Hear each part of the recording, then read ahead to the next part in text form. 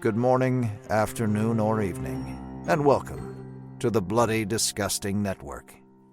The following show is just horrifying. Beware.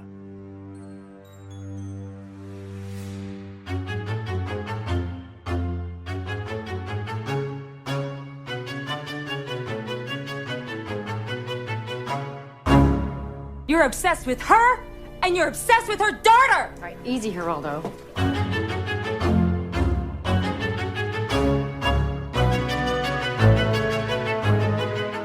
And welcome back to Horror Queers. We're talking your good bag and your cheap shoes. We're talking queer icon Precious the Poodle. And we're talking an evil white gay pitting a tiny lesbian against a trans woman and then going on vacation. And I'm Joe. And I'm Trace, and we're talking fava beans, Chianti, and having old friends for dinner. I've often wondered if the Chianti and the fava beans go well together, and I may have a game to play at the end. Oh, okay. We haven't done a game in a long time. I know. We'll see. This is an unusual episode, potentially, so we'll see if we have time or if it fits. Well, everyone, we are discussing, in case our really on-the-nose clues didn't clue you in. Whoa, clue. We are discussing Jonathan Demme's The Silence of the Lambs. A bit late for its 30th anniversary, but it's the same year, so I'm going to count it. Exactly. This is what we're going to be doing all year long. Absolutely. Man, this is a lot of a film, and so I actually don't think we're capable of doing this by ourselves, Joe. Nah, let's bring somebody else in. All right, everyone. Well, she is one half of the Horror in Session podcast, a podcast in which one horror expert discusses all things horror with one horror newbie. She's also got bylines at Bloody Disgusting, Fangoria, Screen Queens, and We Are Horror. Please welcome Reyna Cervantes. Ooh. Hi, hello. Hello! Welcome to the show. Yeah, very glad to be on and to talk about this very how should I put this? This movie, it's very, very strong feelings towards this movie. Oh, good. We encourage strong feelings.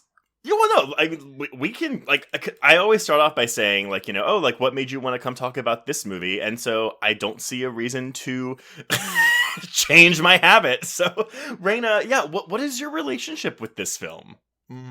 Well, growing up, this was always the movie that would be on at my grandmother's house, ironically. So just on repeat? Yeah, she would watch it on VHS, and then eventually when it started to get network TV showings, she would just still watch it. Every time it's on, it's would be on her TV in her house, and she babysat me a lot growing up. So I've kind of seen this film so many damn times. Interesting. Do you know if she found it scary? Is that why she was just watching it all the time? Well, my grandma kind of has a twisted film taste like me. This is the same grandmother that would take me to go see every single Saw movie each year. What? Yes, Grandma. Yeah. So I think she just thought it was kind of a badass movie, if I'm being real. I see, this is my judgment coming into it, because I was she probably just was it's an Oscar-winning film, so I'm going to watch it a lot. And that was really... the opposite of what it was. The opposite. My grandmother was the type to my grandmother took me to see my first R-rated movie in theaters. Do you know what it was? Yes, it was Freddy vs. Jason. What? Wow. Yeah. I'm loving your grandma. Yeah, if it wasn't for her, honestly, I don't think my horror taste probably would have developed as much. That and my parents were always showing me horror movies growing up, so I guess it runs in the family. Well, how old were you when Freddy vs. Jason came out? That was 2003, right? Yeah, 2003. I was 10 years old. Okay, yeah. I'm a little jealous. So that and Final Destination 2 are the first R-rated horror DVDs I ever owned. I was not allowed to go see them in theaters, but I did own the DVDs because my girlfriend at the time, I would have been 14 or 15, bought them for me and left them in my locker for my birthday in 2004. Oh, wow. God, y'all are such babies. Reyna, I literally just realized you weren't even born when The Silence of the Lambs came out. No, I was not. I don't like this podcast anymore. I'm leaving. It's okay. We're good. We've got all age spectrums. We've got generations. Early 30s, mid 30s, and, approaching 40. I'm not that young. I'm almost to my 30s. Oh, you sweet baby Joe is angel. just like, Joe's eye is twitching right now. It's more like, I know that we have listeners in our 50s who are just like, all of you can shut the fuck up. What's this young girl coming on here talking about Silence of the Lambs? She doesn't know shit. Pretty much. She wasn't even alive when Silence of the Lambs was out. Yeah, for real. Okay, so you mentioned that you saw it a lot at your grandmother's house, but like, at what point did you start to, I guess, form your own opinion of it as like a horror fan?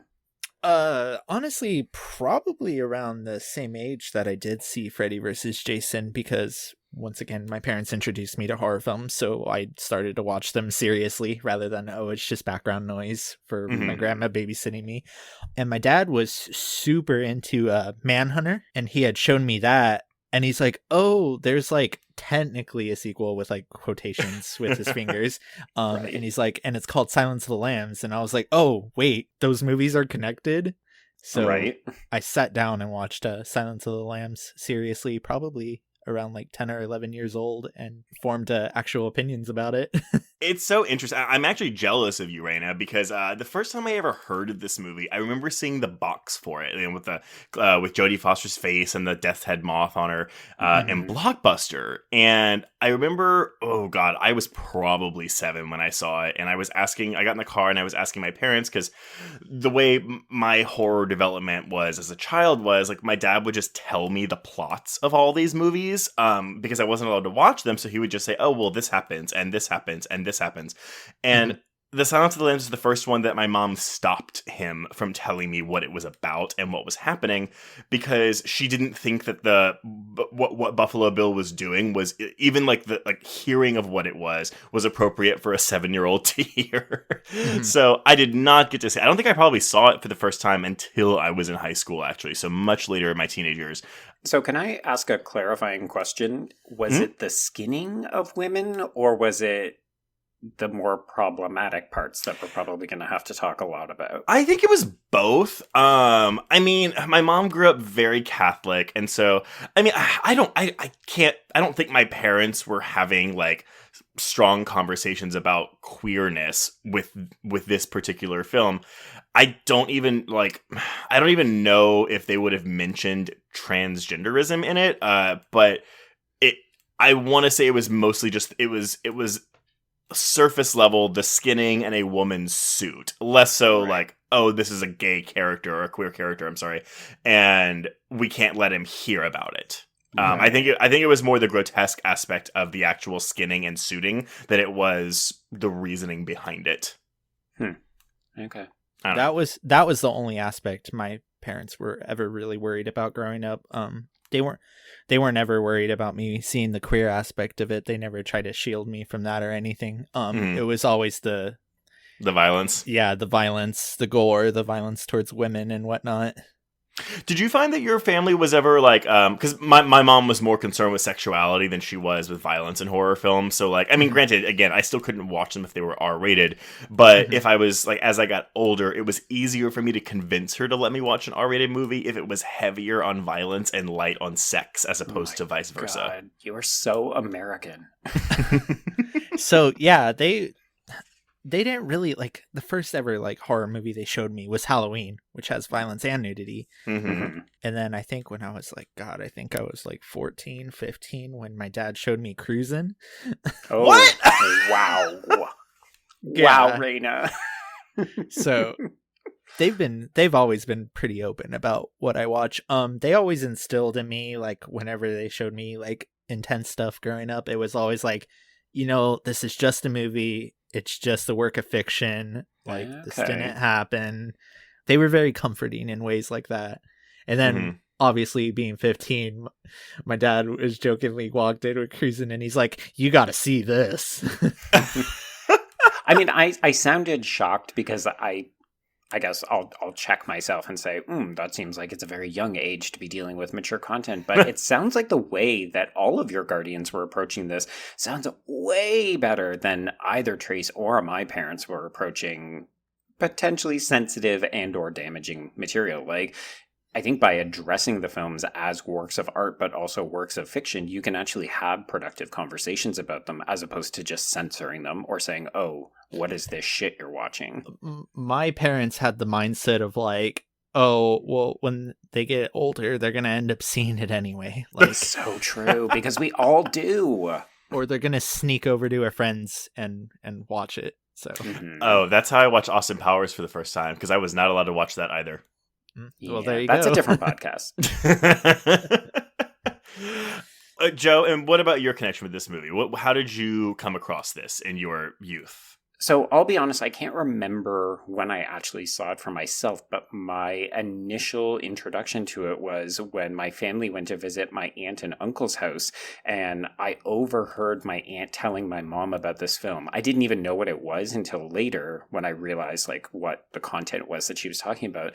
But my aunt was fixated on how horrifying this film was because of what happens to not the women, but actually what happens to Jodie Foster's character. So her vivid retelling of the film was all about the night vision sequence at the end and how terrifying that is as a woman to be put into a position where a man might be stalking you in the dark and you wouldn't be able to see or do anything about it. Mm-hmm. Mm-hmm. So when did you see it for the first time? I don't remember. I have like no recollection of it. So I'm imagining it was probably sometime later in like high school or maybe when I went off to university. I probably just watched all of them because I'm thinking like I would have watched it before I went to see Hannibal in theaters. Oh, I was 12 when that came out. Okay, well, we're not just talking about our age the entire fucking episode, people. Nobody cares if we're 14 or 11. Yeah, I definitely read the books when I was in high school too, but I don't know. Let's address the elephant in the room then. So, I mean, there's been a lot of, ever since the movie, I guess since it came out, there have been a lot of issues with transphobia, homophobia, whatever, queerphobia, whatever you want to call it, around this film, surrounding this film. And I say it's always been there, but I feel like it's really only in the past 5-ish years that it's become like more prominently, like those opinions have been more prominently outspoken. Maybe I'm wrong. No, you're completely wrong because we know that the film was picketed in 1992 at the Oscars. No. I know that. I'm aware of that. I'm just saying like more like well known among the general populace. Does that make any sense? It does. I just don't know where you're drawing that from. I don't know. I guess it's just me. My own personal like experience with the film. I mean, I think maybe what you're drawing on is the fact that it's celebrated a couple of milestone anniversaries. So there were think pieces that came out on the 25th anniversary, and then of course the 30th just came. So we did get to see a lot more of those. Yeah, no, that's true. But Reyna, I mean, as a transgender woman, how... I don't know. I feel like that's a big question, right? Like, what are your thoughts on the Silence of the Lambs? So my thoughts on Silence of the Lambs are that is a really loaded question now that I think about it. Holy I know, shit. right? Well, just remember, you're speaking for yourself. You're not speaking on behalf of everybody. So it's just however you feel. Yeah, and I feel like that's important to disclose is that the expressed view is of my own. I don't speak for a community or anything. As far as like the contents therein, I definitely think Silence of the Lambs is a book and movie of its time. It hasn't aged the best, but at the time, I don't think trans people were very visible. They use like incorrect terms and whatnot. So it's like we live in a day and age where we can be a little bit more open with who we are and be out. And so we're able to educate people on like, this is the proper term you would use. You do this, you don't do that. And Silence of the Lambs plays out written from the perspective of somebody who didn't know like proper usage of terms or what trans people are. Whether I hate the film because of that? No, God, no. I think this movie's a masterpiece. It's actually probably in my top 20 films of all time, if I had to be fully honest. And to me, it is okay to recognize those problematic elements, but also praise it. So I'll never be one of those people that be like, oh, Silence of the Lambs is horrible because it's got this problematic like depiction. It's like, that's what it was at the time. Like, that's how trans people were talked about and like treated at the time. Only now recently like you said, within the last like 5 to 10 years, has it really been evolved into like a different type of conversation around trans people? I guess maybe a better way of phrasing what I was saying earlier is more like quote unquote regular folk, like not cinephiles, not horror junkies, not queer people specifically, are willing to listen to the protests or to the ideas of that fueled the protest. Whereas I don't feel like a lot of, again, quote unquote regular folk were willing to listen back in 1991. I mean, I'm thinking back to the way that my aunt presented it to my mom, and she was very much like, oh, this man is doing these things to women. And of course, when we read the film now, we either say, oh, well, Buffalo Bill is a trans woman, or, we're not sure because they don't ever self-identify themselves. Like, we're not privy to their insight because they are just the villain of this piece. So I think that's part of how the conversation has shifted. Like, at the time, it was very much, oh, this is a feminist film and it's terrifying because it's what men do to women. And now I think we can complicate and problematize, but also have more informed, interesting conversations about what is really happening in this film.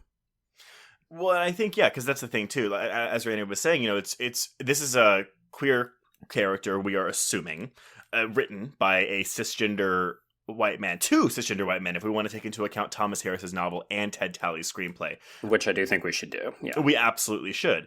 And if we're going into feminism, then it's interesting because and there's plenty to discuss there. But again, if we're also reading Bill as a transgender woman, then it's feminist for cisgender women. It's not feminist for all 100%. Yeah. And it's like, almost like turfy vibes.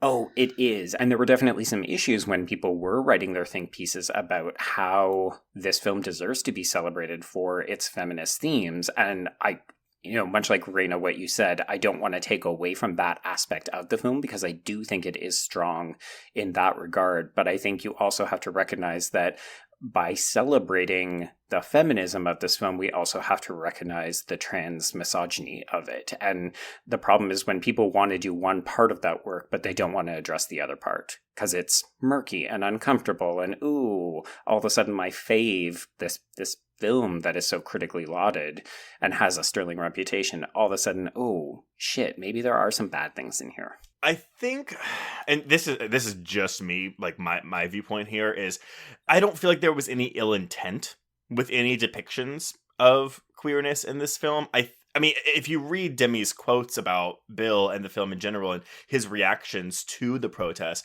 it's clear that, it wasn't something that was thought through. And that, for me, as a cisgender gay man, I confess, and I realize I'm stumbling here because I honestly do get a little, I'm going to say nervous discussing trans issues because it's not my lived experience. And so I feel almost ill-equipped to talk about it or not in the right to talk about it. So I'm just kind of throwing those reservations out the window right now as I say this. But when it comes to things like that, for me, intent always matters, even though I've been trying to get better at looking at the impact of certain things. Because yes, the impact of this film in the trans community has been maybe not as good for the impact that the film has had on cisgender women in the world. I don't think Jonathan Demme ever had a problem or like hated queer people. Because especially like 2 years later, he did Philadelphia. You mean the Apology movie? Yeah. I feel like he was just misinformed about a lot of things. And I do think you said it well, Reyna, when you said that maybe this is obviously reflective of the time that it was made. And I think it's tough, right? Because particularly through a contemporary lens, we want to ask more of people. Like, if you're going to include characters, whether that's race, whether that's gender, whether that's sexual orientation, we want people to put in the work to do good by the representation. And that doesn't mean that Bill can't be a villain, but it also means that you need to do that legwork a little bit more. And we just don't see that in Silence of the Lambs, right? This is not Bill's story. And as a result, Bill is nothing more than, it's like literal transphobia just projected onto the screen because this has to be Clarice's rising. Have either one of y'all read the book? Yes. The only Thomas Harris novel I've read is Red Dragon. Oh, that's a good one too, though. I mean, it's the first one, so it makes sense that you would start there. I was just like, he ain't never gonna top this book, so I'm just gonna reread it over and over. Red Dragon scared me, whereas the Silence of the Lambs, I find they're both police procedurally, but like I found Silence of the Lambs more of like engaging mystery, whereas I found Red Dragon truly haunting. Granted, though, it's been since high school since I've read The Silence of the Lambs. There are more passages with Bill devoted to his backstory, his childhood, and things like that. But obviously, you don't have that in this movie because, as Joe said, it's Clarice's story. If we're going to be adding flashbacks to Bill's childhood, it's going to add to the film's already 2-hour runtime, which they're not going to do. Well, and these were creative decisions that were made to say, okay, this white cisgender woman, maybe a lesbian, is more important than this other character. Yeah, very true. Boosting up lesbians by dragging down the trans women. More or less. That's the unfortunate narrative. Like, when we look at this from a contemporary lens, it's like, yep, that's exactly what's happening. Yeah. And I feel like I'm missing like a good chunk of that context that you brought up, Trace, because I haven't read the novel. So I know Demme's intent. I don't know Harris's intent. Yeah, I mean, I read this when I was 16 or 17, so I mean, I know those passages exist. I couldn't tell you what exactly it entails, because when I was that age, I wasn't reading that book with, what is this representation like of this character? So I'm sure if I reread it now, it'd be interesting. So listeners, by all means, by the way, if you have this fresh on your mind, if you've read the book recently, I'm actually intrigued of what gaps it fills in Bill's story, if any. I mean, Harris himself is not the most sensitive or delicate of writer. He's, I think, particularly his more contemporary books have not landed him in hot water, but he has drawn criticism for having certain priorities with particular kinds of characters and doing a bit of a shit job with others. Yeah, that makes sense. Well, okay, that's actually a good segue then, because I can just do a little bit of production history on this before we kind of get into the more meaty bits. Have at it. And also...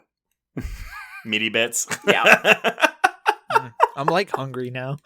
Fava Bean hungry or like Dr. Chilton hungry? I almost think like a clay roast hungry. Okay. Okay. Full disclosure. Okay. So I'm an adventurous eater, and I'm not saying that I would eat a human being just like because. But if presented, you would. If presented in a country or a culture where it was legal and socially acceptable, and it was on the menu of like leg of man, I would 100% try it. Yes. This is like The Purge. This is how The Purge begins. I mean, Raw is one of my favorite films. So there you go. Okay. It's one step from Rabbit. Yeah. So, okay, Silence of the Lambs. So, as we discussed, it is written by Thomas Harris, who was a journalist in the 1970s. He had written a thriller called Black Sunday in 75 before writing Red Dragon in 1981. Red Dragon would, of course, go on to be adapted into Michael Mann's Manhunter in 86, which was a huge flop, and then again as Red Dragon with Anthony Hopkins in 2002. Preferred version on either one of those, by the way? Manhunter. 100%. Manhunter. Because you're going to say Red Dragon, aren't you? Oh no, are you really? I am, but here's the thing. I only just saw Manhunter for the first time, like in the past year, and I don't think I fully appreciated it. It might be one that I need to rewatch to really appreciate, because I'm pulling a Joe here. It was not what I expected. Right. Yeah, I mean, I think part of it is that if you've seen Red Dragon, you're expecting a Hollywood sensational, bombastic kind of film, and Manhunter is moody and atmospheric. I don't even want to say Hollywoody bombastic. I just want to say more standard. Like, yeah, you're right. It's a studio film. Yes, yes, exactly. I mean, it's Brett Ratner. Yes, and Manhunter is not. Manhunter is a very I don't think I was expecting all the colors and William Peterson's quote-unquote acting. He's a little sleepy, yeah. Yeah, I mean, I went in with the context that Michael Mann was coming hot off of Miami Vice, so... Oh, God. Oh, our journeys are so great. So here we have our first bit of interesting information. So Harris wanted to challenge himself for his next book after Red Dragon, and that challenge was putting himself in the mind of a female character, which is how we got The Silence of the Lambs in May of 1988. So while, again, I'm not going to make any arguments that Thomas Harris is queer or, like, dabbling in trans issues in some way, I just find that interesting that it's like, oh, it's a man wanting to put himself in the mind of a woman, which is how we got one of the most successful books/films ever made. The novel did not become a hit until it hit paperback at the end of that year, at which point Orion Pictures bought the rights for $500,000, $250,000 of which, so half of it, was paid by Gene Hackman, because he wanted to direct and possibly star in the film. Now, here's my kind of like, what the fuck? So at this point, the film didn't have a screenplay, so Hackman hired Ted Talley after liking his film Red Palace. Talley turned in the screenplay, Hackman goes, oh, that's too violent, and walked away. What? Seems like a good use of funds. Well, but, right? Okay, so Hackman presumably read the novel, right? Maybe he read the synopsis. He read the back of the paperback. Yeah. He was in the airport. He was on his way to catch a long flight, and he thought, oh, this sounds interesting. Oh, wow, the back sounds really good. I should option these rights. Yeah. He calls his agent. He's like, you're not going to believe what I read on the back of a paperback in the bookstore. So, yeah, he was out, which, I mean, for the better. Could you imagine Gene Hackman playing either Jack Crawford or Hannibal Lecter? Yeah. No. I mean, maybe. Gene Hackman was a very different actor in those days, but still, it's hard to get who ended up in these roles out of your mind. Like, they are fixed in that sense. Well, I have more for you then. So, okay, first, this brought Orion to Jonathan Demme, who was an up-and-coming director after 1986's Something Wild, which is a screwball comedy with Melanie Griffith, and 1988's Married to the Mob with Michelle Pfeiffer. Both of these were critical darlings, and he was like, yeah, sure, let's do it. Although there were some issues with, like, Jodie Foster thinking that he was giving, like, black comedy elements to the film, and she, like, apparently pulled him aside one day, and he showed her dailies, and then it, like, appeased her, basically. Thomas Harris declined to be involved in the production of the film, simply wishing the cast and crew good luck before piecing the fuck out with his paycheck. I mean, you do you, I guess. He pulled a Carpenter. He's like, I don't care what you do as long as I get paid. Pretty much. Which, I mean, I don't know. I feel like I'm not really a creator in that sense, but I'm trying to think if I would be very sacred about my property if they were getting adapted, you know? So being like a former aspiring scriptwriter, I learned quickly that your ideas are not your own. If you thought of something, somebody else has probably thought of it. So, especially once you've sold the rights, right? Like, you can probably ask to be involved, or you could probably try to fit that into some kind of writer. But I imagine a lot of people say, okay, thanks for your work. Now it's our turn to interpret this material. Exactly. I mean, I guess it depends on the deal, right? Because there are very few examples of the book's author writing the screenplay for the film adaptation. They exist, like even on this show. Like, I'm going back to The Ruins, in which that author was just like, "Hey, I'm going to keep everything the same. I'm just going to change the fates of the characters of what happens to who." So I don't know, but then you get more experimental sometimes. Nothing springing to mind, but I know it exists. You get Demme doing Silence of the Lambs. There you go. So yeah, Demme brings in his production designer from Married to the Mob, whose name was Christy Zay. I only bring her up because she refused to do this film because of the violence. She only agreed to participate because Demme convinced her that it was in fact a feminist piece. And so she was very much out of her comfort zone doing this film, especially with the FBI offices and how cramped and ugly it was, and just the subject matter in general made her very uncomfortable. See, even that tells me what kind of a different world we're dealing with back in 90, 91. You know, people talking about, oh, I'm uncomfortable with the violence. And sure, this film has violence in it, but we are miles away from the slashers of the 80s, right? Where the violence at the gore was off the chain during that decade. But I think we're also talking about a different, God, I'm going to say it. I think we're dealing with a different level of prestige here, right? These are people who would never dabble in horror. Well, okay, so normally I would say yes. The thing is that this was never, like, when they were making this, they weren't thinking, oh, we're making a prestige film, we're making an Oscar film. Like, it was just, we're adapting this really good thriller book, and that's important too, because apparently producers got really nervous when people described it as a horror film. They, of course, were, and that's the endless debate, which I don't want to get into, but they were very much like, oh, it's a film that has elements of a police procedural, some elements of gothic horror, and some elements of psychological thriller. I think what turned people off of this movie was not the violence per se, but I think nobody wanted to say the queer violence, because I can't really think of anything made around the same time that like touched upon like certain themes like this one does. Yeah, I mean, at least with the backlash it got to, the closest thing is Cruising and how it handles queer folks in that film, and obviously violence against queer folks. But that was, what, 10 years before? Yeah, and look at the reception and flack that got. Oh, yeah. I just find it fascinating because this is also... Well, I don't want to say that this movie is more refined, but we're also only a year away from Basic Instinct, and that film is far more lurid and sensational, and it gets the same kind of troubled reception from queer audiences. I guess maybe the difference there being, though, that your queer character is the ostensible protagonist of the film, as opposed to a secondary character. I mean, I think Michael Douglas is still the main character. Yeah, no, absolutely. But, like, I mean, I feel like Catherine Trammell is more of a... Maybe co-lead is too much of a title, but, like, more of a co-lead than Jamie Gumb is. Right. I just find it fascinating because it's like, I always peg Hannibal Lecter as a big old mo, but I don't think everyone else does. So Basic Instinct is a giant blind spot for me. Oh, really? You should check it out. It's very queer. Yeah. Yeah, okay, I'm literally adding it to my Letterboxd watch list like right now. It's basically like you have a female who's two female characters. Well, no, one who's for sure bisexual, one who is either a lesbian or bisexual, as like main characters in the film. Okay, yeah, I'm for sure watching that then, now that I think about it. Big recommend. Check out Basic Instinct 2 if you want to be put to sleep. Oh yeah, that one's terrible. I already got my melatonin. There you go.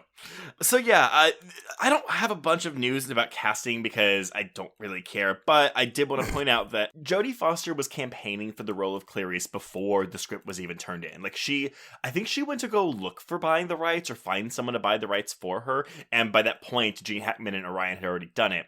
When it got to Demme, he wanted Michelle Pfeiffer to be Clarice Starling because he loved working with her on Married to the Mob, but she turned it down because, guess why? It was too violent.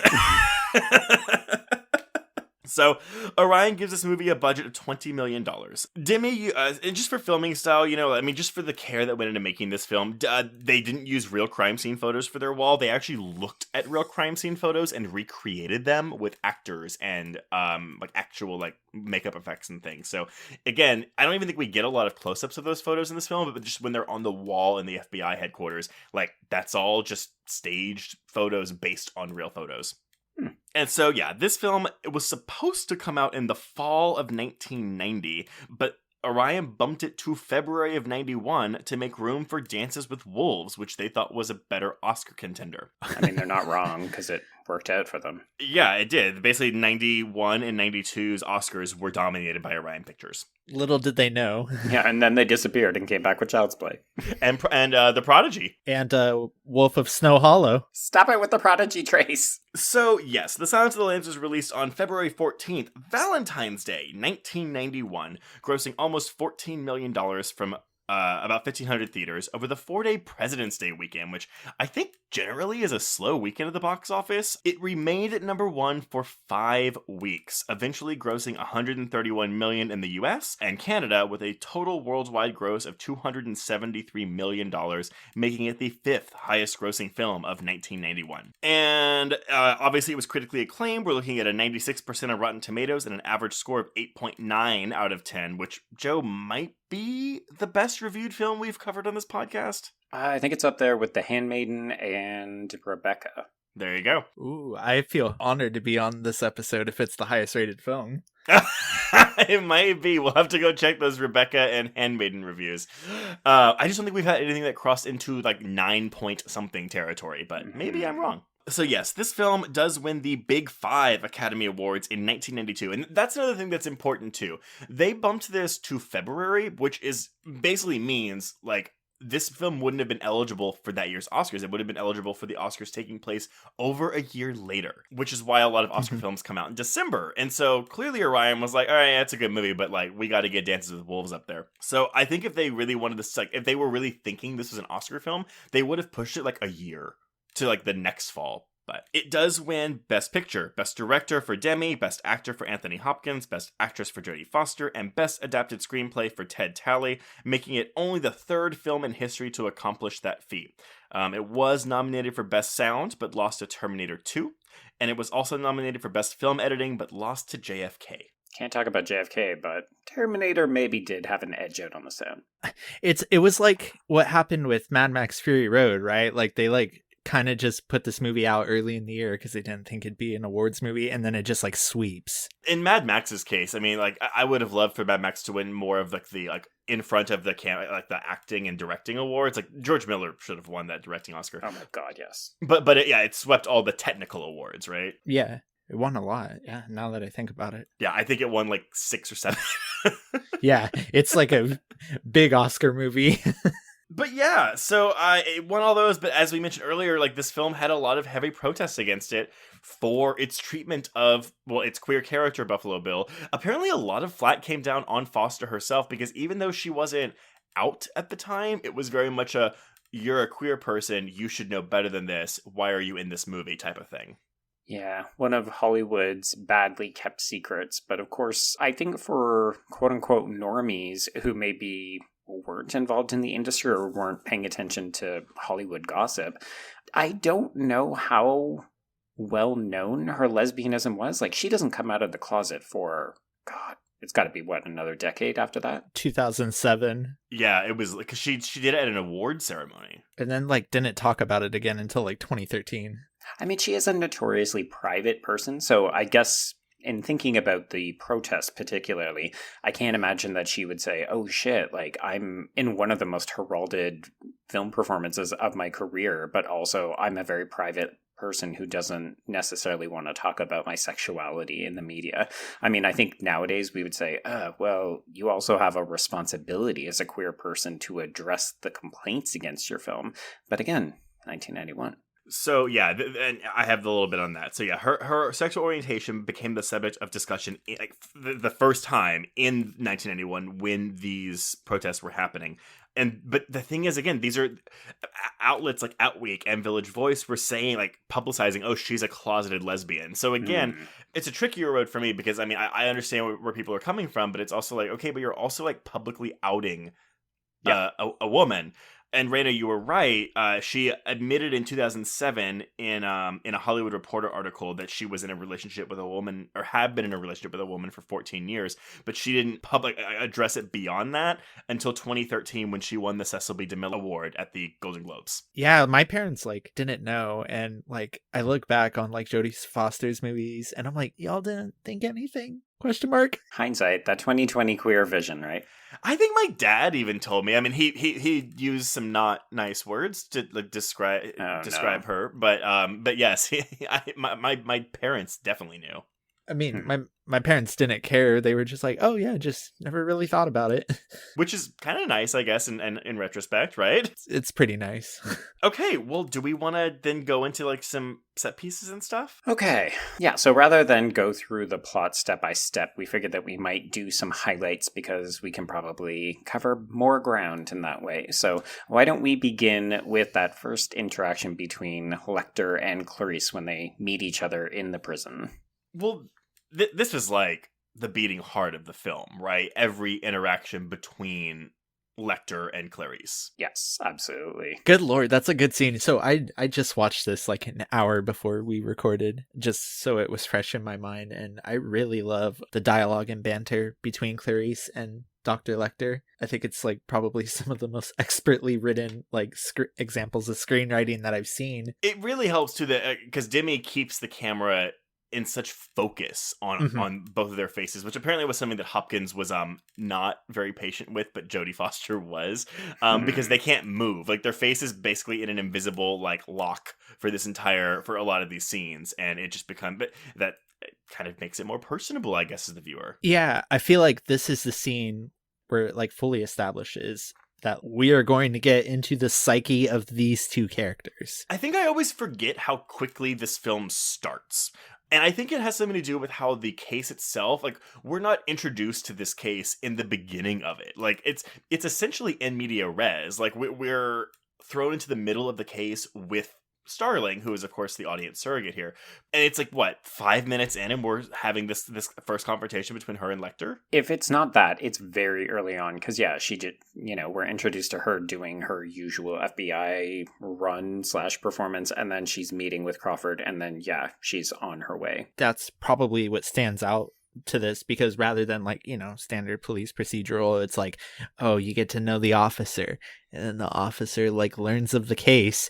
This one, it's like, nope, already in the thick of it. You'll learn as you go, just kind of like she does throughout the case. Yeah, that is very true, because we're using the information from this Q&A that they have, and really it persists throughout their scenes together.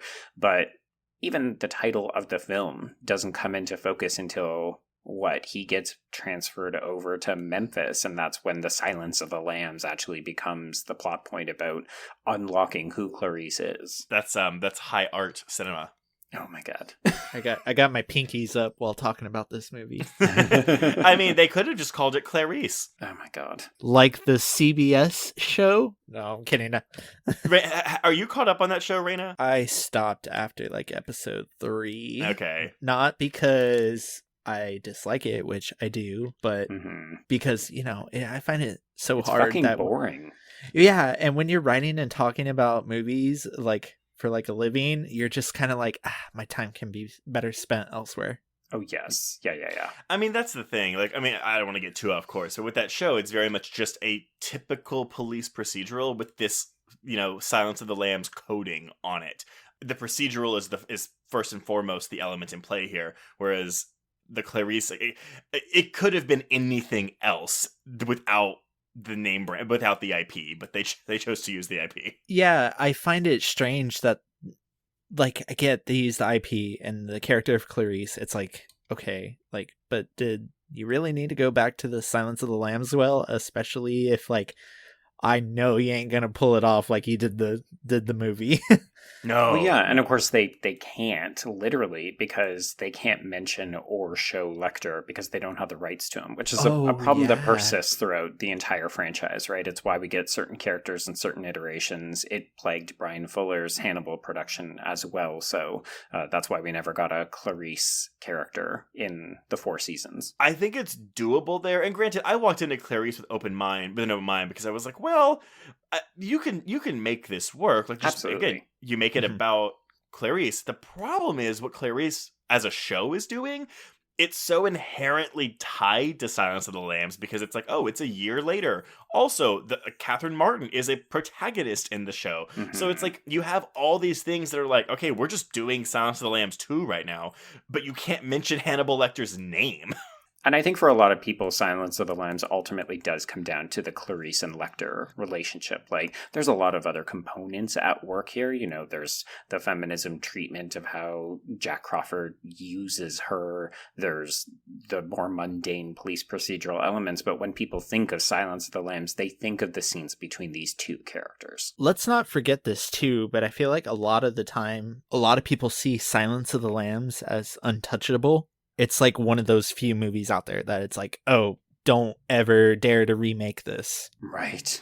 And yet they keep sort of trying. Yeah, which I feel I love what Brian Fuller said about his concept for season 4, how it was going to adapt Silence of the Lambs and Elliot Page was going to play Clarice. Oh my god. Yeah, that would have been awesome. But I feel even from certain people, that would have gotten shit. Oh, 100%. The thing is, and the reason I walked into Clarice with a very open mind is because I remember when that Hannibal series was announced and people were like, it's on NBC, fuck this shit. It doesn't matter if it's Brian Fuller. People know Brian Fuller, people trusted Brian Fuller. But no one was walking into Hannibal thinking, oh, this is going to be good. It was a surprise when it was good, but I think that issue is why it always had struggled in the ratings, outside of Fuller's, let's say, maybe abstract approach to the material. Mm-hmm. But I think, because people didn't even want to give it the chance. So when the few people did, and they were like, holy fuck, y'all, it's amazing, it took too long for people to get into it. So to wrap around back to that question, when you're oh, do you have a preference between Manhunter and Red Dragon? I'm going to go out on a limb and say the Hannibal TV series is my favorite adaptation of Red Dragon. Yeah. That's easily the correct answer. Yes. Oh, by a mile. Like, I What? love Manhunter, but like the TV series adapted that source material the best, which is why I was super interested to see what they would have done with Silence of Yes. the Lambs. Right, well, and that's the thing. I think again, it's like we're so off of the movie, but like the thing with that show is like it had established such like a trust with the audience where it's like, I don't know what you're gonna do to like tweak this material, but I trust you anyway. Like I would have watched anything that they had done with Silence of the Lambs. Like, because by that point it's like you're not expecting a straightforward adaptation. You know Fuller's gonna do something that's unexpected, like he did with Hannibal. Right. Again, he even adapted Hannibal pretty well. He did, Yeah. and he gave a fair shot at Hannibal Rising. Yeah, he did. And he does it in like queer friendly ways that like the mind just races. I'm like, oh man, if he did Silence, oh, that would have been like peak, I think. Well, and I think that's the key there too, right? Like when you have a queer creator taking queer coded material like this, Hannibal Lecter is queer coded for a lot, and then you have a queer character in Bill. I do wonder, what would that have looked like to see a Hannibalized Bill? We'll never know, but there we go. I do want to give like a fair like points or like props to Clarice though for casting Jen Richards as a character on the show. I mean, they're trying.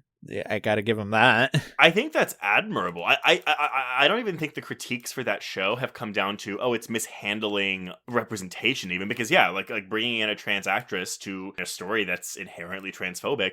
That's a good move. The problem is you have to make everything else good. Well, Yeah. and I think you're starting from a point of deficiency because you cannot get away from Silence of the Lambs. Like for me, the biggest takeaway from covering this film for the podcast is the legacy and or the shadow, depending on how you feel about this film, it has cast over the last 30 years. Like, if you want to talk about characters from, like we talk about Jodie Foster's accent, and we have all sorts of regional connotations about, people and coal miners and, sheep fuckers and that kind of stuff.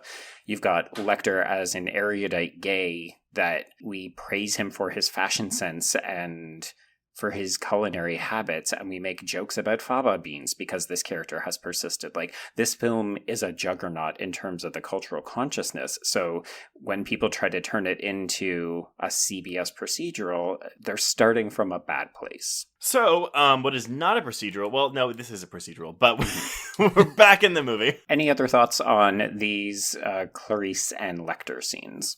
I mean, they're amazing. Yeah, they hold up 1,000%. I had watched this movie recently, actually, and so I had it on today while I was working, so I was kind of like up and down looking, but like it never fails for those scenes to like make me look up and like eyes glued to the screen. Mm-hmm. There's something about the way, I think it's not just the way that Demme shoots them with that intimacy, but also the way the two actors play off each other's responses. There's like a vibrancy in the performance. And I do want to give a shout out to the production design, because obviously the makeup of these cells and, the positioning of the holes and the clear plexiglass and all that kind of stuff, like, it's a very creative way to make sure that we're not obstructed from ever seeing either of these two characters. And that's all we have to say about that. I just need to also like state, like, before like we move on, it's like I miss Jonathan Demme so much. Was the last movie he did Ricky and the Flash? I think that was the last thing he did before It was, which I had just seen for the first time recently. I don't have a close relationship with him. Like, every time he comes up, I find I confuse his filmography with Fincher. Honestly, I feel like Silence of the Lambs was a bit of an outlier for him in terms of the types of films he did most often. Right. Yeah, because like his most famous besides this are like Philadelphia and I would say Rachel Getting Married. Yeah, Rachel Getting Married. Maybe that Manchurian Candidate remake as well. Ooh, I do not care for that one. Oh think it's shit, fine. that's him. I forgot about that. I might need to revisit that. Yeah, and arguably Married to the Mob, which I've never seen, but like I think that was again one of his first big ones. Right. That's a good one. Okay, so thinking about the relationship that Demme has with females, because so much of his filmography is based around that, and obviously he was intrigued by that. What do we think of the feminist messaging of this film, and particularly the way that Starling is treated by her male coworkers? I mean, I think the framing of it's great. Like, he constantly frames Starling and Foster as so small because she is a small person. But it's like, I mean, Joe, you've said to me before, one of your favorite shots is the elevator shot. Oh my god, I fucking love that elevator shot. It shows up on One Perfect Shot every once in a while, and I'm just like, yes, let me hit that heart button. Fujimoto working his magic. Yes. Oh, yeah. Mm-hmm. Because I just think it really synthesizes everything that this film is trying to do about who the character is, right? And I think it's why women in particular latch onto it, because women watch this and they feel the way that Starling is shot, and all of these men tower over her, they talk over her, they dismiss her, but at the end of the day, she's the smartest fucking person in the room. And I think a lot of women feel that way when they're surrounded by men. Well, also, because I think one of the reasons the FBI was so willing to let the production crew come in and like look at stuff is because they were also hoping to use this film as publicity to get more female applicants into their program. I mean, clearly they want white women because Bedelia doesn't get shit to do in this movie. Ardelia. Not Bedelia is... Oh, I'm not just Amelia thinking of Bedelia? Gillian Anderson. No, I'm thinking of Gillian Anderson because her character is Bedelia. Oh, got it. Yeah, no, Ardelia gets jack shit to do in this movie. And that, I mean, again, we'll get to Bill in a little bit because I want to address Lecter's, I'm going to say, psychological profile of him. Them. How do we want to gender Bill? Whenever I'm unsure until I get confirmation, It's they. which the movie never does, I go with they. Okay. But yeah, I really want to get into Lecter's profile of Bill because I think that's something that's also definitely worth mentioning. All right. Any other thoughts then about the feminism stuff, or shall we move on to Bill? I have nothing to add to it, but I will say I do love like the feminist angle of this movie, like so much so that like once again I'm angry that I didn't get to see Elliot Page's portrayal of this character. God. Why would you even do that to me, Reyna? Now all I'm doing is thinking about that. Yeah, right? Maybe a slight diversion, but I mean, thoughts on Julianne Moore's portrayal? Oh, God, I forgot about that. Can we take a pass on this one? Yeah, you can pass on I it. fucking love Julianne Moore, but no. Yeah, no. Okay, that's fair.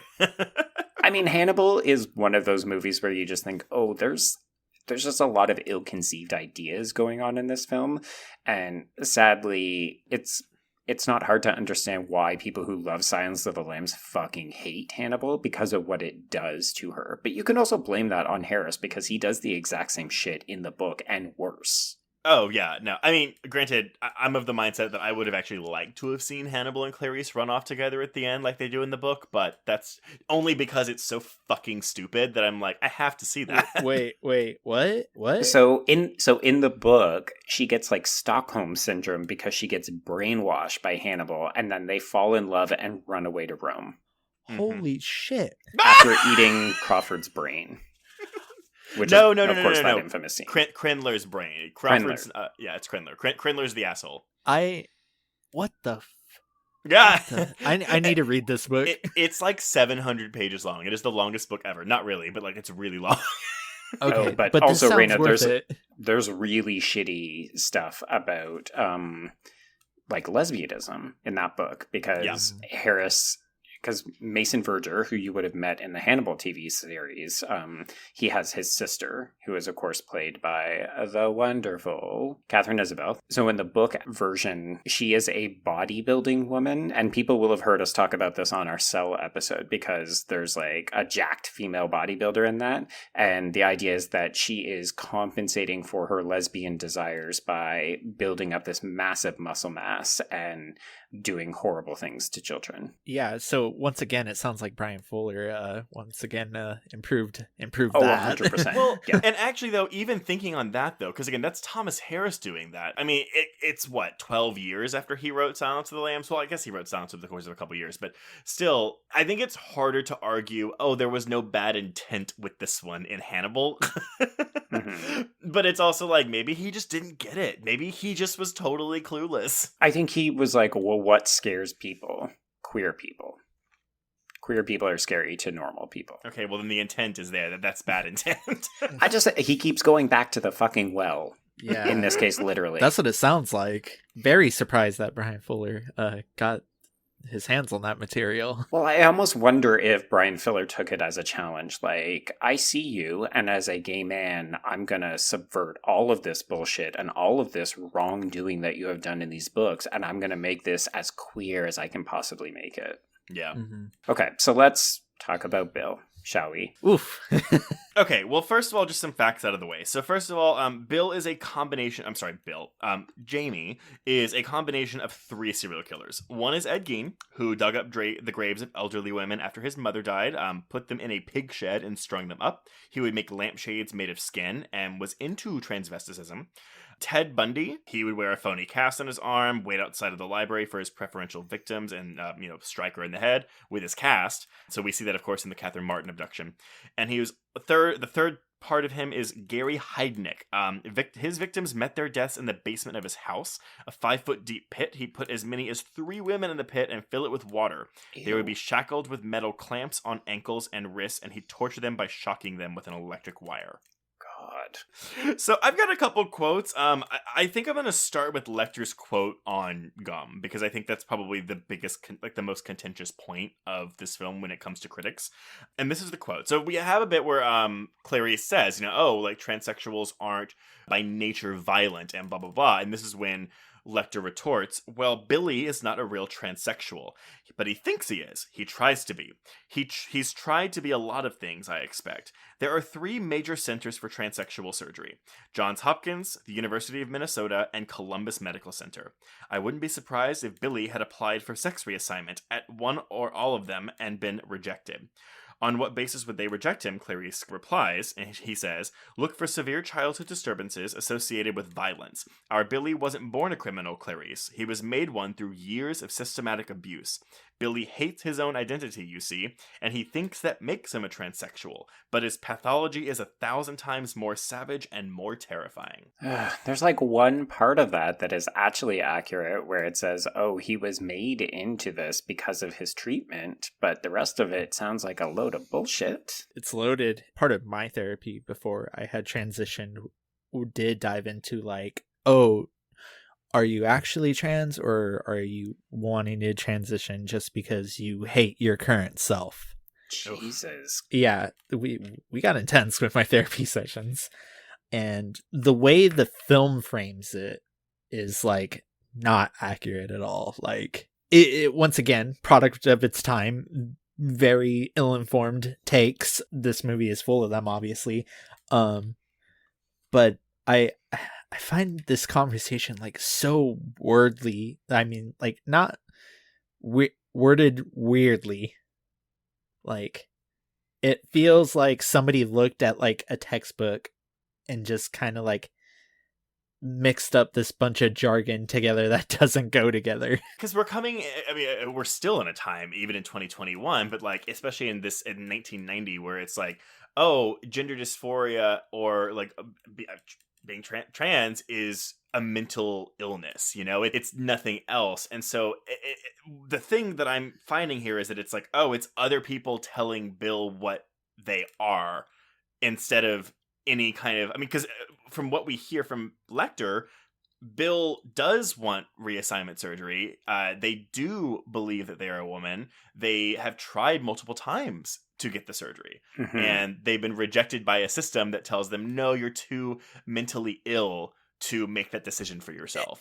And that's where it kind of comes off of like, with its implications of like, oh, well, Bill is not allowed to have gender reassignment surgery. So that's now why they're like this like crazed like serial killer. Yes. It's like a catch-22 almost. Mm-hmm.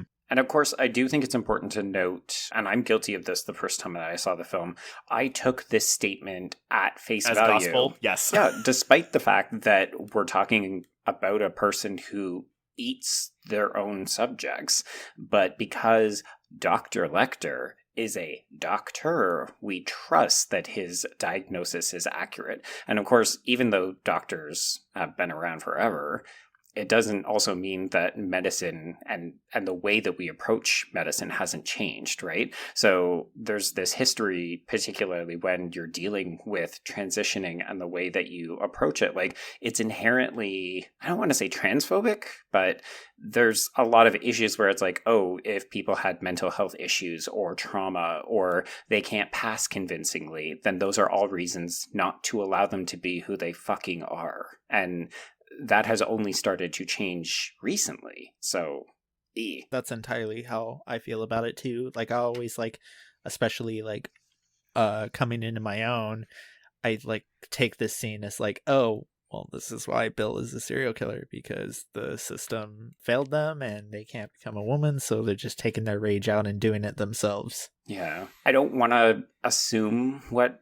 Fuller would have done, but it would have been interesting to have seen a version of the story where we actually get to see more from this character's perspective, because as queer people, we like to talk about things like queer rage and how we would side with someone who would commit homicide because they have been oppressed by the system.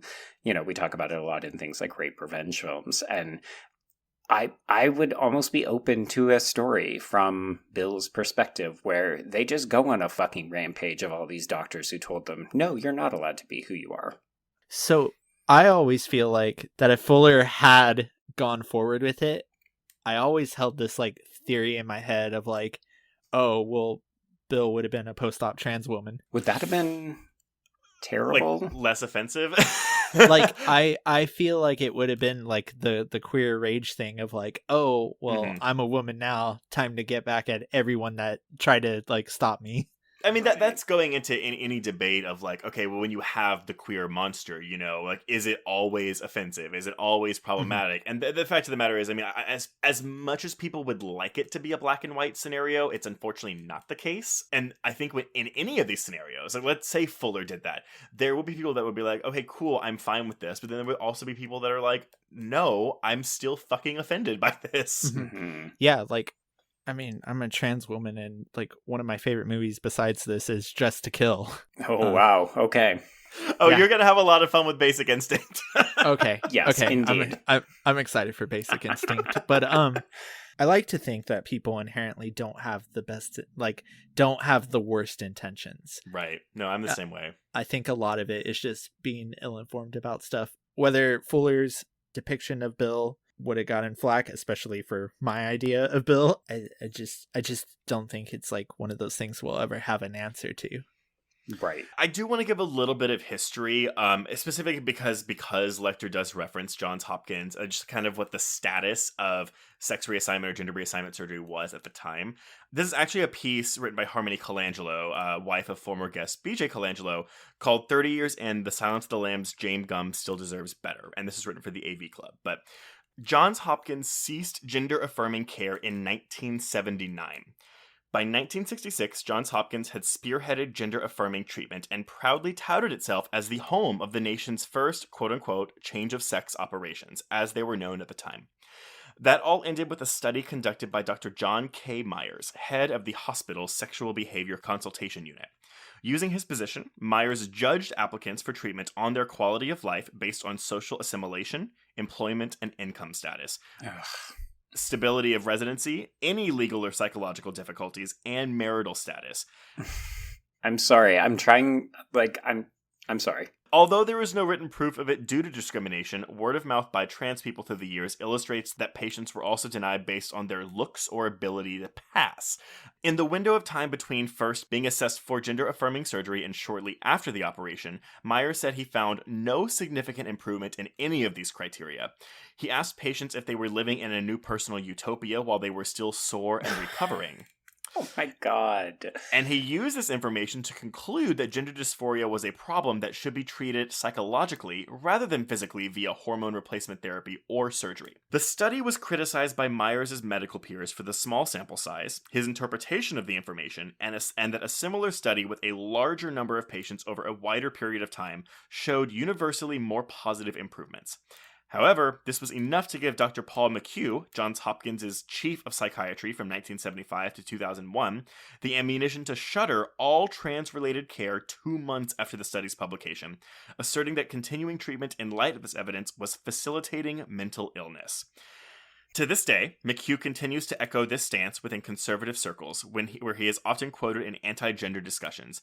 With such a conclusive ruling from an esteemed institution like Johns Hopkins, most hospitals across the country ceased providing similar trans healthcare within the following decade. Transsexualism would get reclassified as a mental disorder in 1980, in the third version of the Diagnostic and Statistical Manual of Mental Disorders, and it stayed that way until 2013. Jesus. In the same scene in Silence of the Lambs, Dr. Lecter claims that Billy only thinks they are trans, again in quotes, a bullshit concept referred to as trans trender these days, as if it is just the latest in a long line of fads they hope will remedy their self-disdain. But comparing the film to real-world events that Lecter is referencing would show that Jamie Gumb was attempting to transition for at least a decade before becoming Buffalo Bill.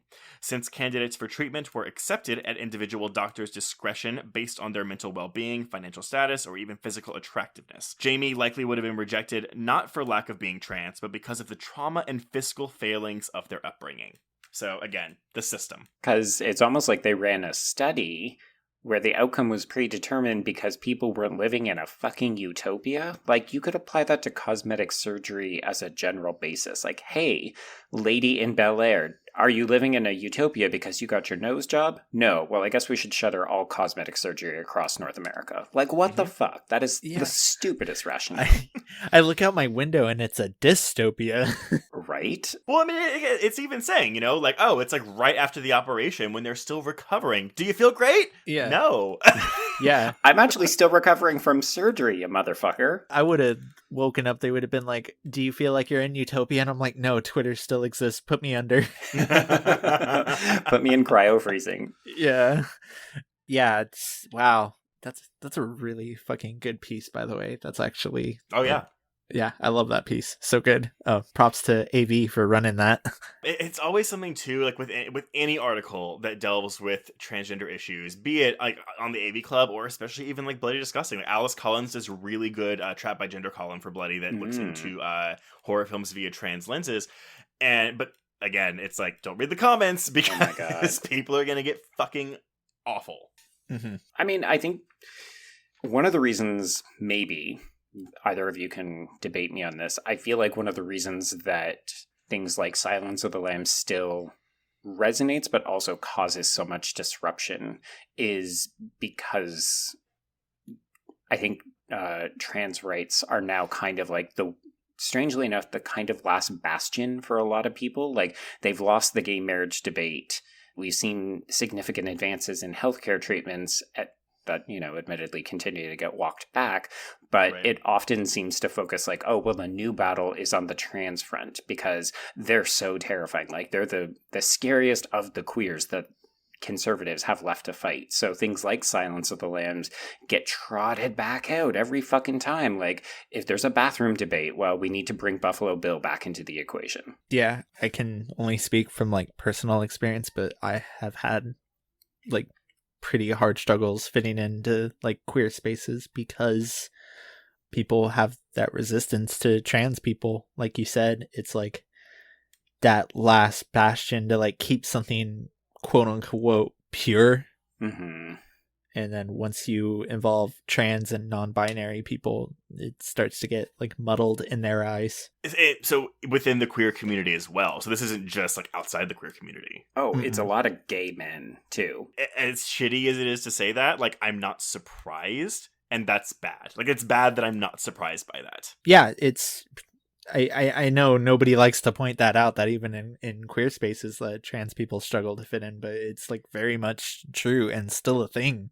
Mm-hmm. Like, I knew people personally who, when all the shit was hitting the fan with Orange Cheeto at the height of like his quest to like really demonize trans people, I knew a lot of people who were just sitting on the sidelines and saying, well, I've got my right to marry and I don't care about trans people because I don't know any trans people, or their fight is not my fight because I don't relate to them. And it's just like, that is despicable. Guess what? I cut those fuckers out of my life. Yeah, it says something that I fit more into the horror community than the queer community, as bad as that is to say. I always say this on the podcast. Always, I've said it a couple times. It's partly in jest, partly not. Where I'm just like, I hate the gays so much, not because I actually hate gay people, but because there is definitely a toxicity within the gay male community, really, about a lot of things. And so I actually don't. I have a handful of gay friends, but it's not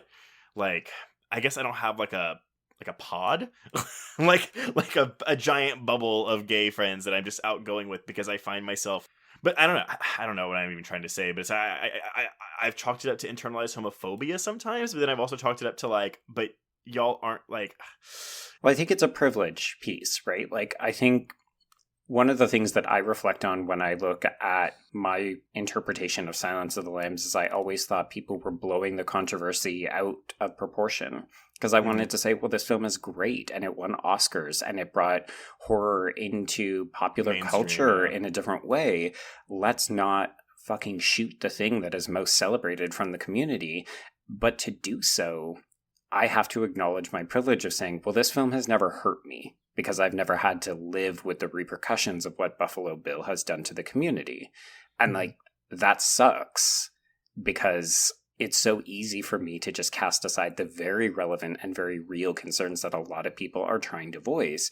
And I think, unfortunately, a lot of people in the queer community do that on the regular with a lot of really pertinent issues. We just choose to say, oh, well, it doesn't affect me because I'm on the upper echelon of the queer community, so I don't need to address it. And see, I will sing the praises of Silence of the Lambs and say, like, I love this movie. It's one of my favorite movies. But also, at the same time, I will, for sure, in any conversation, call out the bullshit trans politics, like, surrounding it. Mm-hmm. I do, like, obviously the issues would persist no matter what. If this wasn't such a cultural milestone, would it, I mean, I guess I'm answering my question. It would not be talked about as much. But even, yeah, from where you're coming from, Joe, it's true. Like, you know, I'm not offended by this movie because it hasn't made, like, a cultural imprint on my identity as a gay man. Mm-hmm. Whereas it has had that effect on the trans community as a whole, because it's just like, oh yeah, the Silence of the Lambs, you can have a reductive statement. Oh, it's the one with the crazy trans person. Like that's what that movie is for some people. And I think that when trans representation is not great, even in 2021, Mm-hmm. it's just like, okay, well, what's the closest example of trans that you've been around, that you've seen? A lot of people probably go to the Silence of the Lambs, and it's this character with really no backstory who is just an inherently presented as inherently evil and also trans. And I think it's different than a lot of some of the other transphobic texts. Like, Reyna, you said Dressed to Kill is one of your favorites. And I see a lot of people referencing Sleepaway Camp as a problematic fave. And the difference is that those films didn't win Oscars, and they didn't reshape the popular consciousness around what it means to be trans.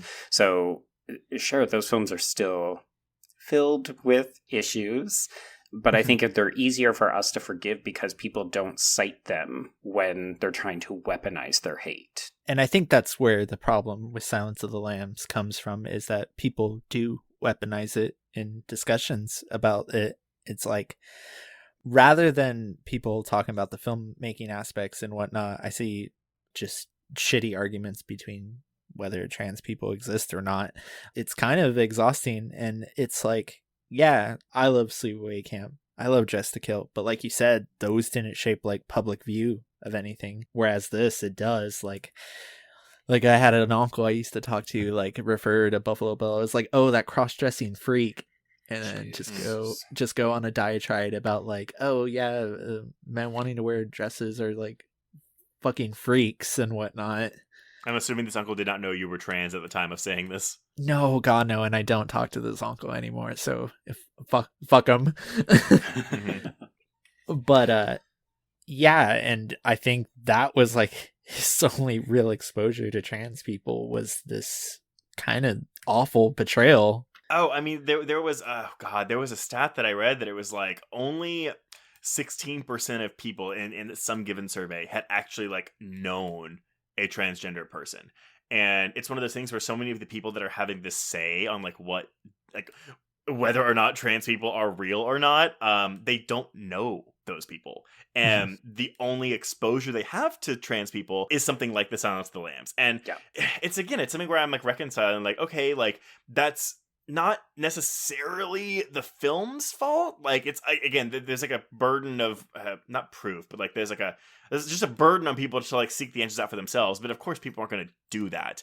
This isn't me saying that Silence of the Lambs isn't poor in its transgender representation, but it's just like, I wish people would just do more work too sometimes. Well, I think also what you're inadvertently saying is that there's a responsibility by people who are making films, who are greenlighting films, who are writing screenplays, who are filming and casting, that if we had more varied representation, then this wouldn't be as much of a problem, because there would be other options. You know, there would be Bit from 2019, which is a great example of trans representation in a horror film. It's very pro-queer, and yet nobody talks about that. Well, I'll walk that back. Lots of people talk about that within certain circles, but it didn't make the kind of waves that Silence of the Lambs did. But if we had a dozen more Bits, we might be able to start counteracting some of the more negative depictions that we see in things like Silence of the Lambs. And I was going to say that when I first started writing again and like getting back into the like community,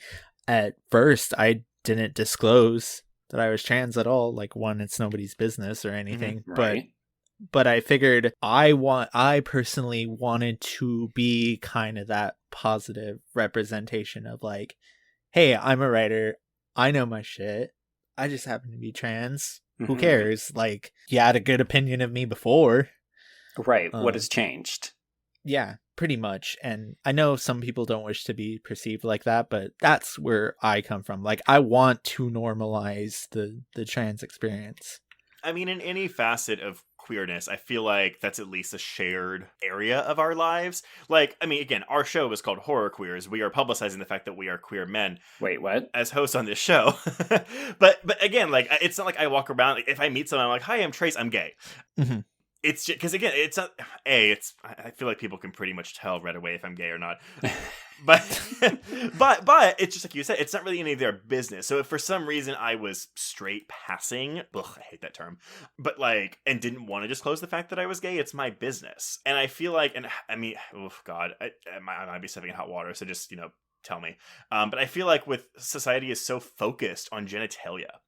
And again, like, you see a lot of crimes against trans folk where it's like, this man went home with a transgender woman, and of course, like the crying game, when that happens, like, you have this man's disgusted reaction to a trans woman's genitalia.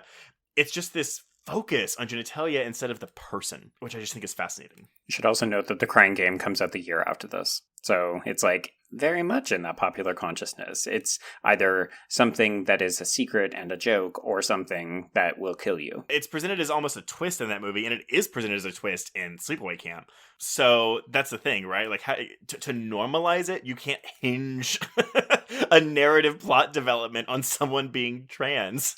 Well, and these stories that are coming out, like the ones that are making it broadly into the popular consciousness, all treat it as though the scariest, most horrifying thing that could happen is that you might find yourself with someone with different genitalia than you expected, as though nothing could be scarier, nothing could be more threatening. I think at this point it would be a little redundant to go back and talk more about, rote aspects of the film that people are all familiar with. I don't know, should we just move to talking about like what the legacy of the film is and how we feel about it? I just wanted to say one more thing, and if y'all feel like we've already addressed this enough, then we can move on. But it really is just kind of going into back with like what Jonathan Demme is, I guess, because it's a fictional character. Like, you have straight men writing a presumably trans fictional character. If this was a real person, it's like, well, no, what am I trying to say? When you have the creator of the piece saying this character isn't trans, but they wrote things that make it very clearly, at least coded at the very least, that this character is trans, but they don't realize that. It's such a weird, tricky forest for me, right? Like, it's like, okay, well, you have the person who's writing this character, who created this character, saying they're not trans, but everything that they've written unintentionally codes them as trans. It's just it's such a weird gray area for me, but maybe it shouldn't be gray. Yeah, it's a lot to chew on. Yeah. I'm not looking for an answer. I'm just like openly pondering here. See, and that's the issue with talking about this movie, and I think it will always be the issue with talking about it. It's like, it's so gray on everything, its legacy, its portrayal of people, its intent, that I don't think there's almost necessarily a correct argument for anything.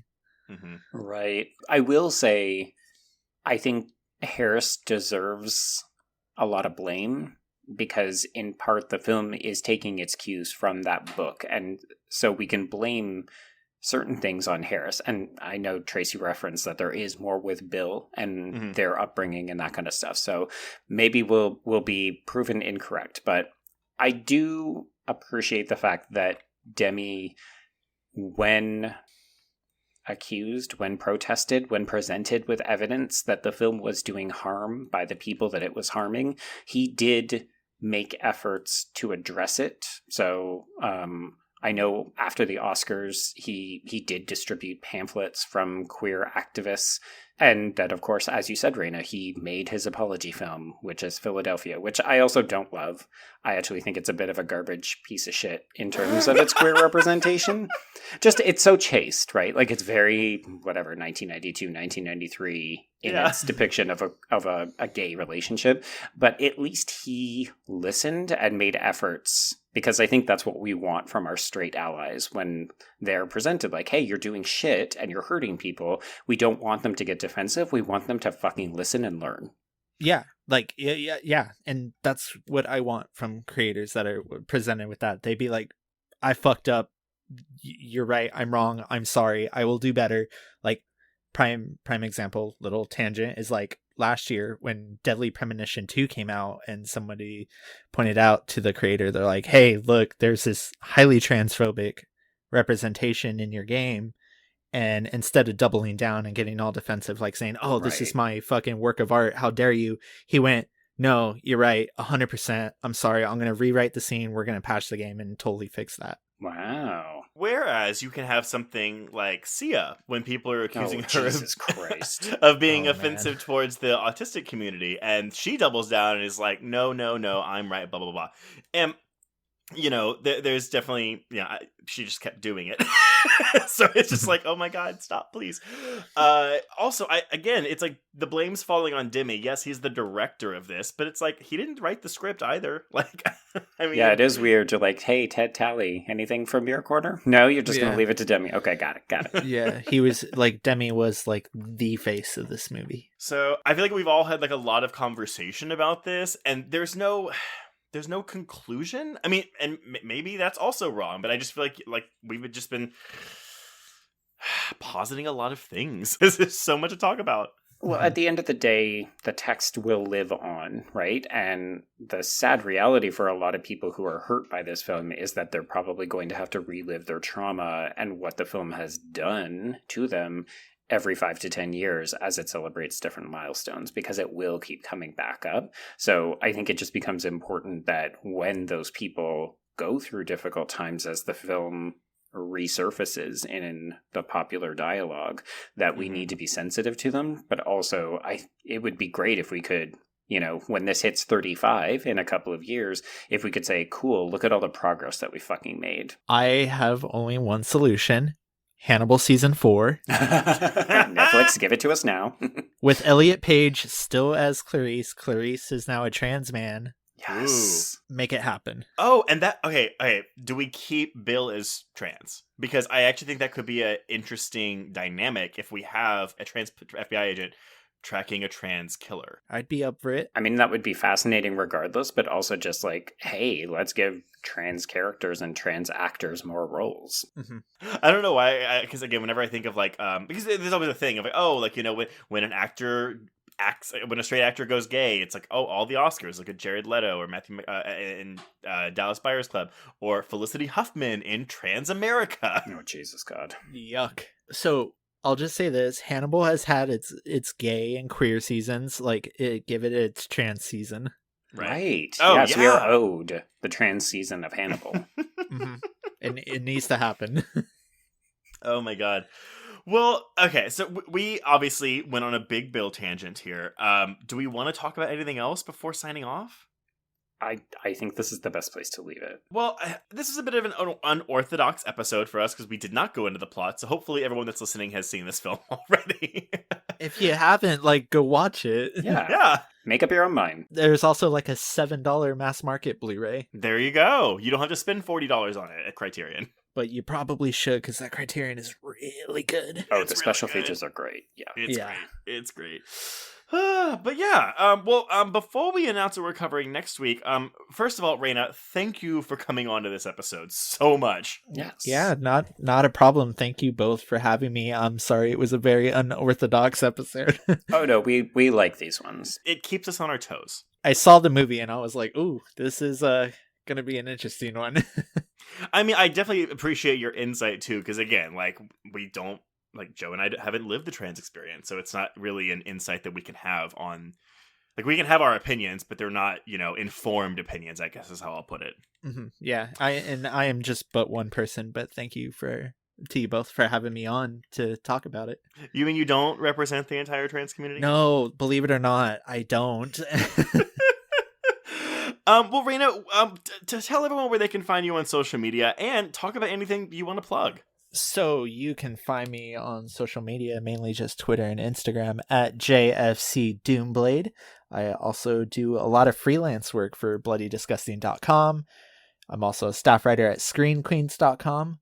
Also, I run a horror podcast that Trace mentioned earlier where I basically take someone who's completely new to the genre. I mean, pretty much the only like horror movie she had seen was Halloween. Oh, And wow. I just throw like all these movies at her and we talk about them with guests. You can find that at Horror in Session, and we are available on Apple Podcasts and Spotify. So, have you made Kayla watch Wrong Turn 6 yet? Oh god. You know what? I had texted her the other night and I was like, listen. This is going to be one of the least downloaded episodes, but we are going to have great conversation. I am like, we are going to do an episode where, because I don't want to show her the whole series because 3 to 5 are really No. boring. Don't do that to anyone. Yeah, no. So I told her, I'm like, we're going to do an episode where we just watch 6 in the reboot. Yeah. Okay. And she- Okay. Yeah, she was like, ... all right. I don't know if I told you this, Joe, but basically it's like Reyna was like, oh, I watched the first 5, I'm not watching 6. And I was like, okay, but Reyna, you really should watch 6. Not because it's good, but because it's so bonkers that you can't believe it exists. Yes. That is what 6 is. I texted him right after, like in all caps, what the fuck did I just watch? Right. Yeah, it is a once-in-a-lifetime viewing experience that has to be seen to be believed. But, yeah, so we're not discussing Wrong Turn 6 today, though, so we'll finish off with that. Oh my god. If you want to get in touch with us, you can reach us on Twitter and Instagram at Horror Queers and join our Facebook Horror Queers group to hang out with other listeners. You can also find us on Letterboxd to keep track of all the films we have covered, and we've also got a YouTube channel that we're currently putting all of our Micro Queers recordings on, so you can either listen to those on Friday or watch us uncut on Friday. Ooh, uncut. Sounds dirty. I do love uncut. Oh my god. If you have a moment, please rate and review us on your podcatcher of choice. And if you want even more content, please support the show by becoming a patron at patreon.com/horrorqueers. This month, man, I am excited, Joe. Everyone, test your might, as we've got episodes on the new Mortal Kombat movie and an audio commentary on the original 1995 Mortal Kombat film. That one was directed by Paul W.S. Anderson, so we're gonna keep with that theme of video games and Anderson and have another episode on the new Monster Hunter film. The only Monster Hunter film that's come out ever.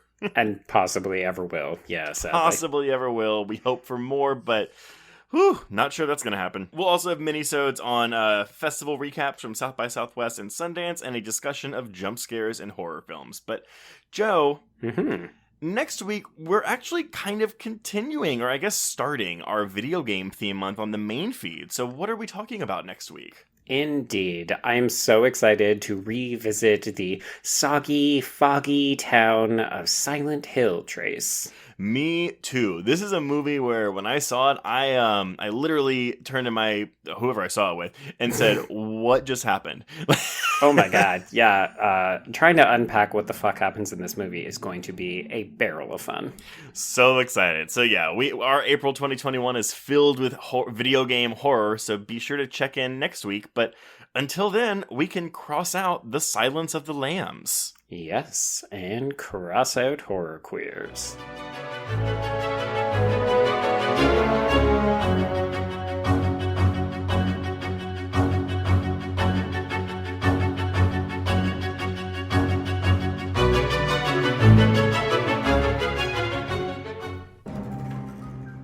You've made it to the end of another bloody, disgusting podcast. Congratulations. If you like our programming, consider searching for other bloody, disgusting podcasts, such as Creepy, Horror Queers, The Boo Crew, SCP Archives, Nightlight, Margaret's Garden, Nightmare on Film Street, and more. It was late in the afternoon when the professor and I took our way towards the east, whence I knew Jonathan was coming. Jonathan Harker has asked me to note this, as he says he is hardly equal to the task, and he wants an exact record kept. Dear Madam Mina, I have read your husband's so wonderful diary. Strange and terrible as it is true.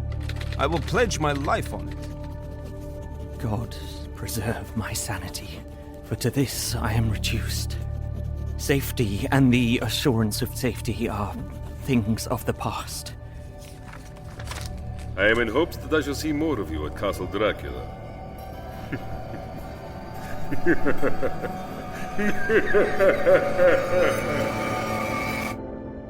Listen to Regarding Dracula wherever you listen to podcasts, or find us online at bloody.fm.